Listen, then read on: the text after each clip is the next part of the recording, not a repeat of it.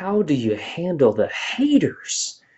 Mm, They leaving comments, they texting, they making phone calls, they all up in my face. What's going on?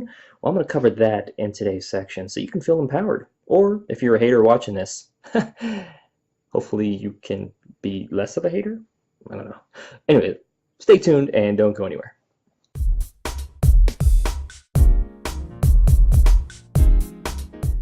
Hey, this is Lance McGowan with Essential Oils Me, and haters, deconstructive criticizers, whatever you want to call people like that, they're out there, and there's a certain way that I believe you can handle it that is more constructive and more beneficial. And so I'm going to cover that in the next section. Oh yeah, that's right. Shaking the screen up. That's right. The haters try to jump through the screen and attack me. But anyways, there's a way that you can handle all that. So again, I'm going to cover that in the next section. Hey, this is Lance McGowan with Essential Oils Me, and we're going to talk about how to handle haters. And this is going to be part one, so make sure to check out part two if you haven't already. But this is such an important topic because haters are going to come, as my channel grows on YouTube and as, I get haters all the time, whether it's family, friends, past coworkers, all type of people, that are just like, oh, what are you doing? Let me hate on you. But it's important to, know how to handle haters, and we're going to talk about some psychology in it too. So I'm going to go more in depth than maybe some other people do just a little bit, just kind of touching the surface. All right, so what's the first principle or topic they want to talk about? To suppose or assume beforehand, take for granted in advance. So, in other words, a hater or somebody just, throwing shade is another phrase for it, or really just criticizing you deconstructively. I'm open to constructive criticism, but the deconstructive criticism is really where they are right and anything you say that goes against that is wrong. And so you can see the guy there plugging his ears. It's kind of just like, somebody who's hating on what you're doing, you're saying, is really just in that I am right, you're wrong mentality. And that's really not a good mentality. It's not one that is focused on building relationships. It's one of, sometimes haters, especially online, are called trolls too. And the marketing company that I work with, they say, don't feed the trolls. It's kind of funny, but it's true. It's like we don't want to do that. But to understand why people are hating, we need to understand people. But the progression can actually go from hater to a frenemy, which is, half friend, half enemy, to a fan. Some of your biggest haters and skeptical people could actually be your biggest fans once they, question and criticize and really do the research themselves or really get to know you and you're like, you know what?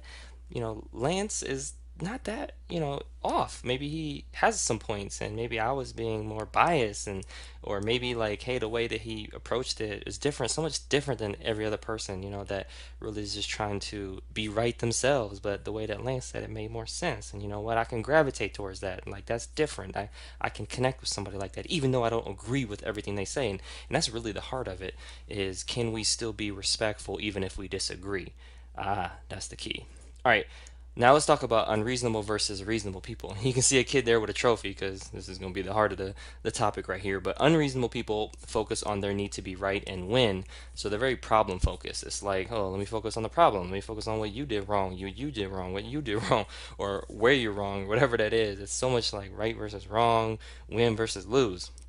Reasonable people, on the other hand, focus on seeking understanding and the truth. So they're very solution oriented. So for me, this is always my goal is to not be unreasonable and to be as reasonable as I can because that is really so important. So I may acknowledge that there is a problem. I'll want to find the root cause of a particular problem, but then I will want to find a solution that is the most win-win, right? So it's not win-lose in my mindset. It's win-win. Ideally, sometimes it's like win, semi-win, but there's some compromise involved. But this is especially true, especially when approaching principles around health and wellness or essential oils or just life. Like these are just conflict resolution principles. And I get all these principles that I'm talking about, the unreasonable versus the reasonable person, from Alan Godwin's book, How to Solve Your People Problems, which is one book that actually changed my life. And so I highly recommend that book. I, man, that book is amazing. All right. So what's the bottom line? It's a principle that I called IFAPP. IFAPP. What does that mean? Well, criticism at the end of the day is information from another person's perspective. And when you look at the first letter of each one of those words, it is the acronym IFAPP, so I just kind of made that up because it sounds cool. But anyways, IFAPP, it's more important to look for the kernel of truth, even if you believe the hater or a person criticizing you is operating out of a limited belief system. And so there's always, some level, some kernel of truth. Sometimes it's the size of a watermelon, who knows.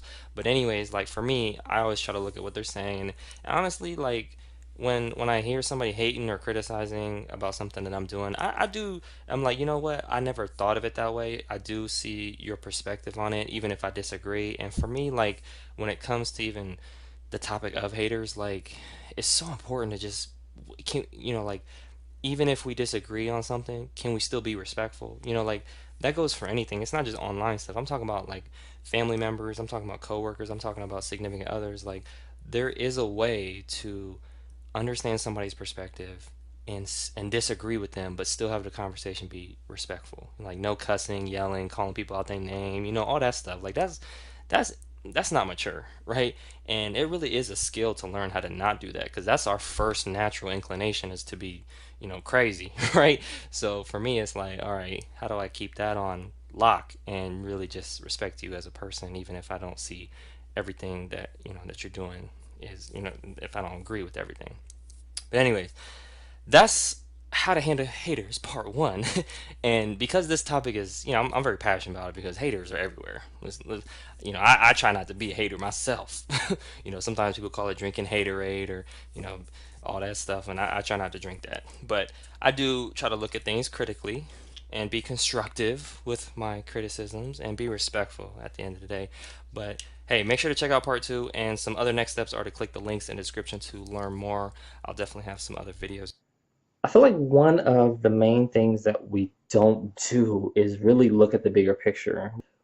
Is the person that's hating or criticizing, are they looking at their own life with the same type of magnifying glass as they're looking at somebody else's? I mean, that's really something to think about because if the answer is no, then it's like, why not? Right?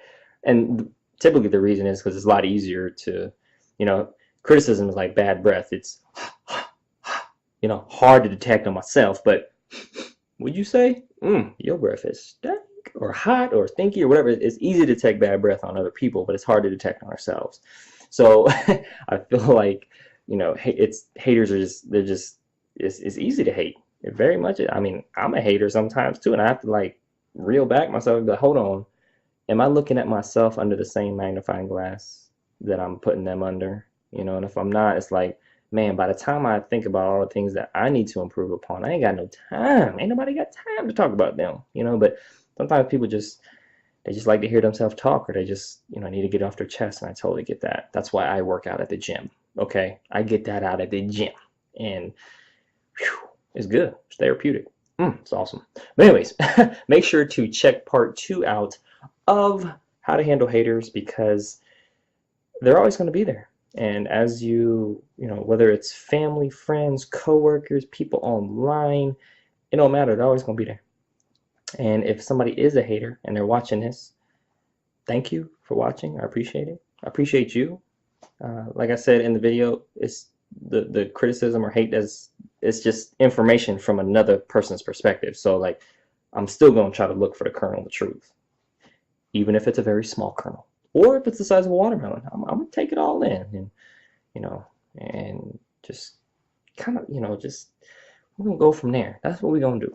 All right. But anyway, hit the subscribe button if you want to watch more videos like this one, or be updated with more videos like this, or click one of the links in the description box below to continue to get your learn on, because part two is really good too. You know what I'm saying? And I got a whole hater series lined up with other videos. So yeah.